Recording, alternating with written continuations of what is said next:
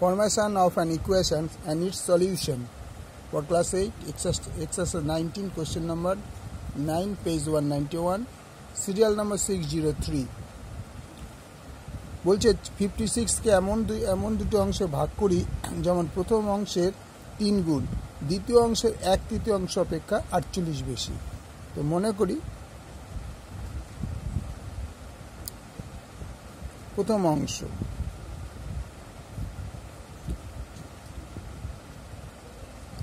equal to x।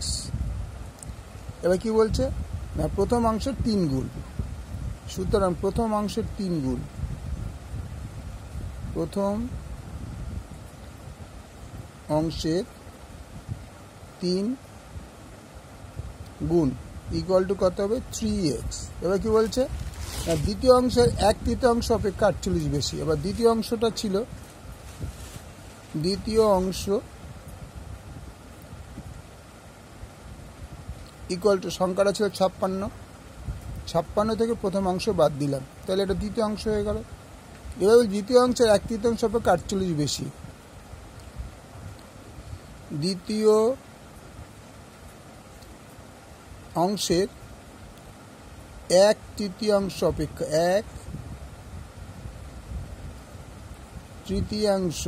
1/3 অপেক্ষা 48 বেশি। সুতরাং ইকুয়েশন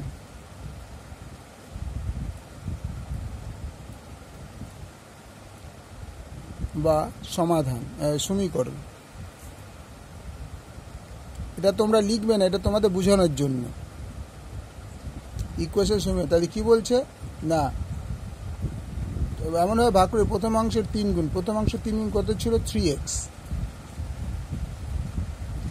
এটা বলছে দ্বিতীয় অংশের 1/3 অপেক্ষা 48 বেশি। দ্বিতীয় অংশে এটা ছিল, এটা দ্বিতীয় অংশ তার 1/3, দ্যাট মিনস 1/3, তার থেকে 48 বেশি।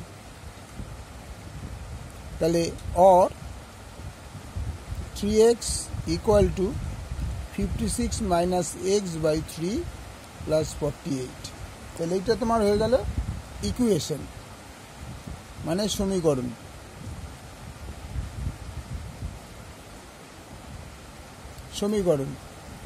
এবার কি বলছে এটাকে সলভ করতে হবে,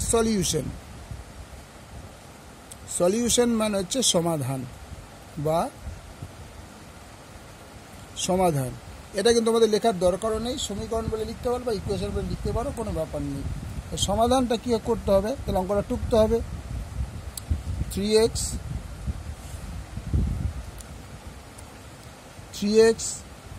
equal to 56 minus x/3 plus 48, और এটাকে পাশে নিয়ে আসছি, 3x যা ছিল তাই থেকে ওই পাশে চলে আসলো, minus 56 minus x/3 equal to 48, और 3 দিয়ে গুণ করলে 9x, আর যদি ব্র্যাকেট তুলে দিই 56 প্লাস x/3 ইকুয়াল টু 48।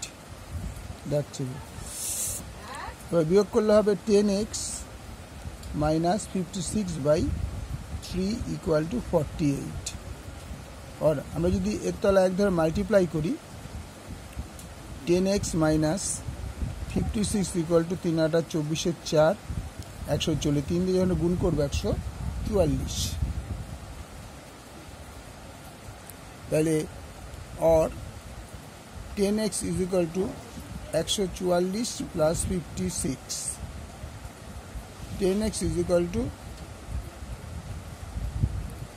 200 হয়ে গেল এটা, और x is equal to 200/10, that means 20। তো সুতরাং প্রথম অংশ, এটা উত্তরটা, প্রথম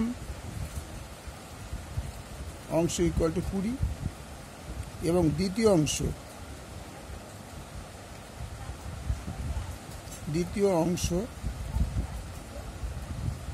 equal to 56 minus 20 equal to 36। এগুলো উত্তর। পুরো অঙ্কটা দেখে না।